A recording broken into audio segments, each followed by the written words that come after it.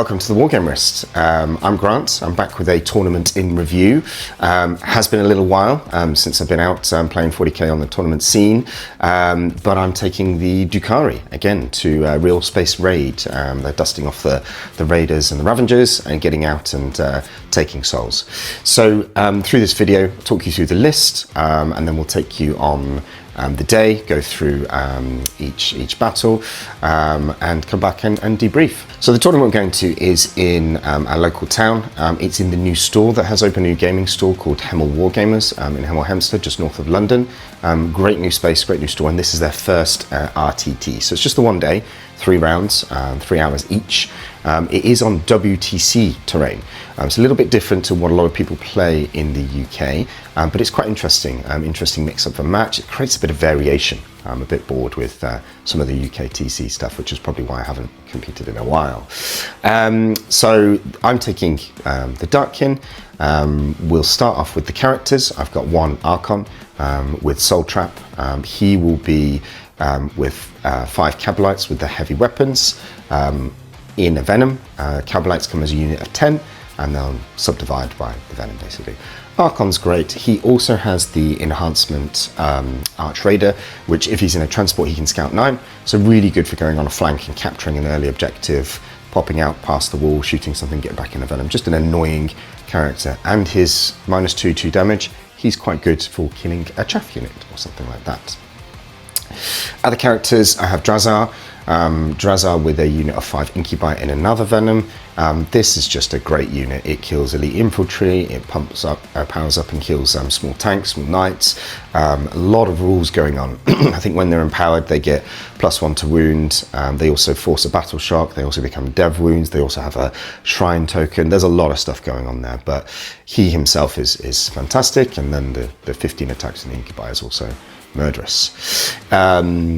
Then we have Lelith, hard to sort of not take her at the moment. Again, a great infantry blender, be it Terminators or Grots. -3, 1 damage, so it's a lot of death by 1,000 cuts, but she's 8 attacks, sustain 2, anti-infantry 2, all that good stuff. Long movement, can advance and charge with Wyches, so great. Again, she'll be with 10 Wyches. She'll take the Wyches will be divided by a Venom, so you'll have 5 normal Wyches and then 5 Wyches with gladiatorial weapons, the Hekatrix in the Venom with her basically. And then the last character is Lady Malys, basically.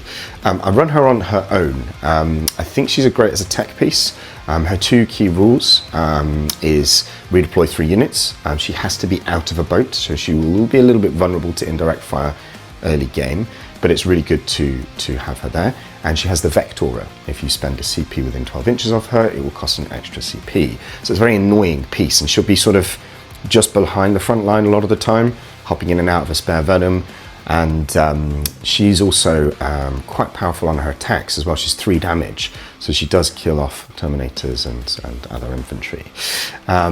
So the transports, I think I've said there's only 3 Venoms this one. Not to be underestimated, they're fast, move 14, stuff gets out, stuff gets back in quite easily, and then shooting's quite good as well. It's -1, 2 damage, so it's a Space Marine killer, anti-infantry 3 as well. Troop selection, there is only Wyches and Kabalites, I've talked about them. The spare 5 Kabalites will be sticking the home objective, and the spare 5 Wyches will be an early stage chaff unit for something like area denial or cleanse or secure no man's land for the secondary objectives. Of course, all these objectives will change. We're only a couple of months away from 11th edition, but we're still in the heyday of 10th right now. Moving on to other units, I've got 2 units of 5 Mandrakes. Again, great.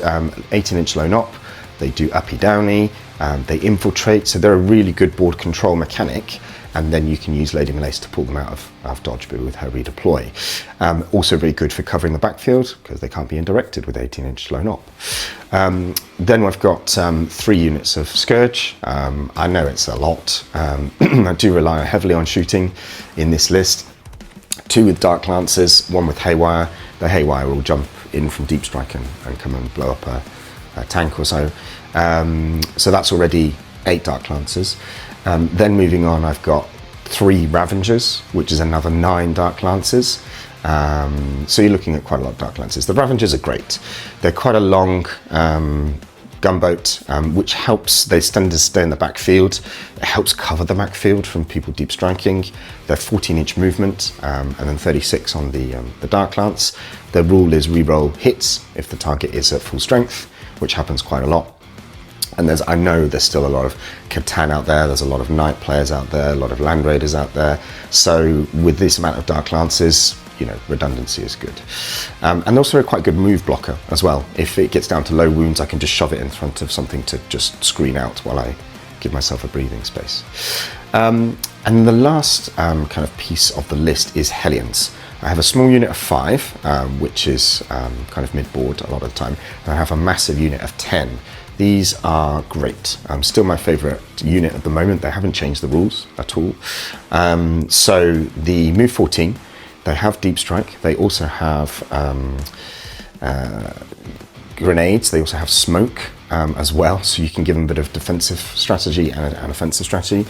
The key comes to their empowered ability. So they start with 3 attacks each, so that's 30, strength 4. When empowered, they get an extra attack and extra strength.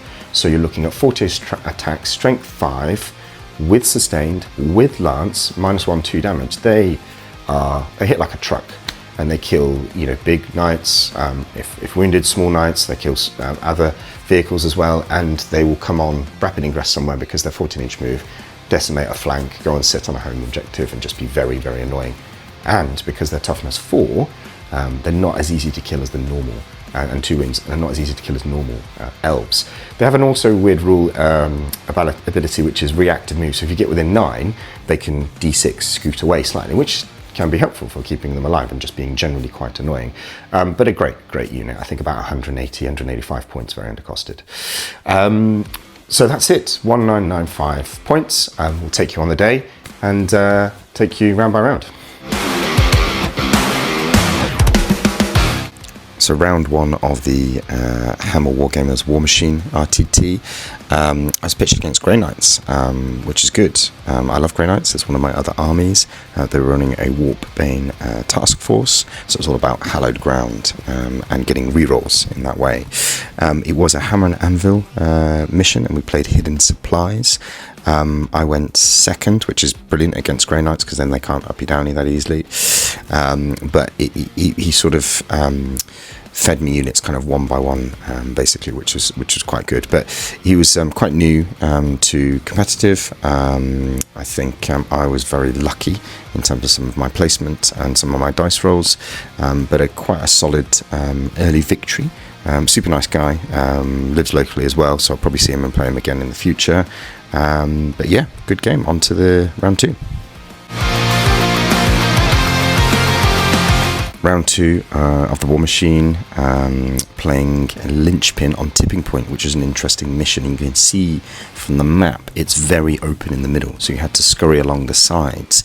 I was pitched into Orcs, who also scored very well in the first round. Really nice guy over from Essex. He was very good with his Orcs as well, and just full send ran at me. It was actually really hard to deal with, and we spent most of the 3 hours in the first 2 turns because there was just so much going on, and we had to speed run the last 2 rounds. But there was a clinch moment where I think it was Guzzle Thracker and the little guy that gives him a 2-up invuln. I think Drazhar charged, and I shot the whole unit. There's a big boy of 20 boys with that. It was in my bottom left corner on my home objective, so it was very close for the linchpin. I managed to shoot all the boys and everything, and battle shocked Gaz because of the incubi. Then his first invuln failed, so the one, so it minced through. Once that Gaz was gone, the mech boy was gone, all the boys were gone. A lot of them, my Helens were free, and they flew over and killed lots of stuff. So it did become very, very close because I basically scored no primary in the beginning, and then I scored all my primary at the end, and he was the reverse. But I think I just clinched a win at the end there. But super nice guy, really fun to chat to, but we almost ran out of time as well, but that's a sign of a good game. On to round 3. Round 3, last round, up on top top table with a good friend of mine. We've played many games together before. He's an Emperor's Children player. I think the win rate is about 50-50 between the two of us. We always seem to play, and it is always the way you come to a local event. But they now have their Defilers, so they're very fast with a lot of shooting, Emperor's Children. We played Dawn of War, and it was Terraform. Essentially, it was a very open map. You can see from the map here. And I think he would have still won, but if I had gone first, I maybe have got a few more shots off and killed maybe a Defiler earlier on. But because he went first, he was already scouting up the board with the Rhino, already on my home objective, and then just killed 10 Scourge turn 1, which got rid of a lot of my anti-tank, got rid of my anti-elite infantry. It became a massive uphill struggle for the whole game. A couple of cool moments, Drazhar just holding his own on my home objective, but again, fighting the whole battle in my deployment zone meant I couldn't get out and score any points. Just constant pressure, which was kind of the story of the day, really. But I kind of got tabled. I think in mid-turn 5, basically. So really good play from my opponent, and he ended up winning the whole thing. So a good game. But overall, good game, good day. 2 wins, 1 loss. Let's take it back. Debrief.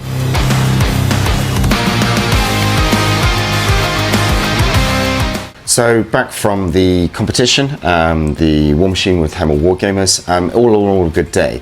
I think I did okay, 2 wins and 1 loss at the top at the end.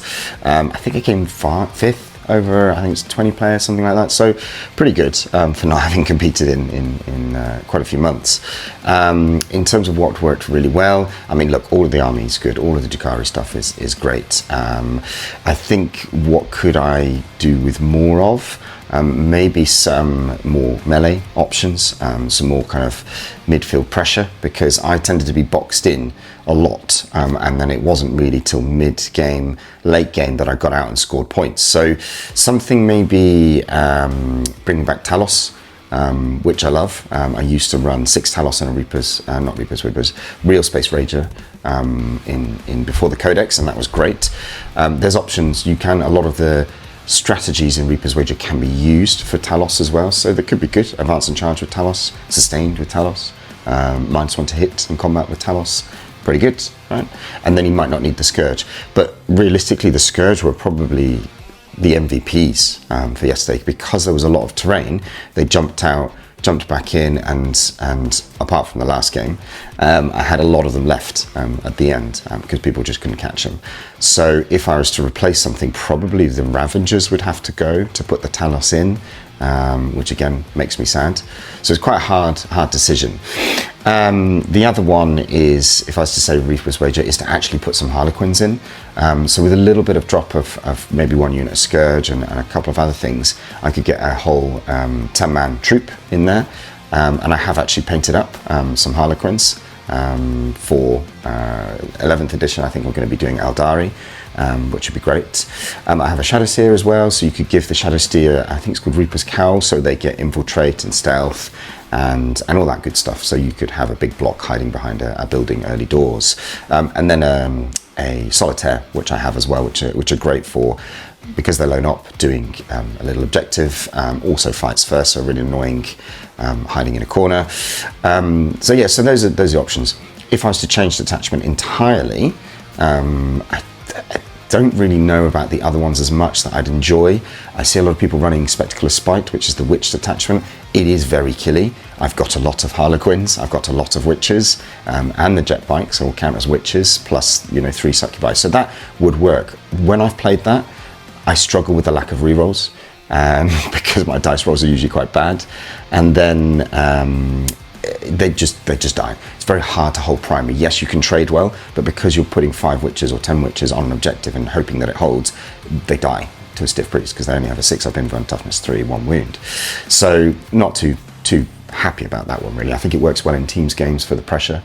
The other ones, you've got the contract one with the kind of Kabalites and sustained and lethals. That is pretty good. I've got a lot of Incubi. I could try that one. The one that I think would work well in WTC is Sky Splinter, because There's a lot of non-interactions, guys. Splinter, you hide your boat, you get out 20 incubi, you go kill something, you run back.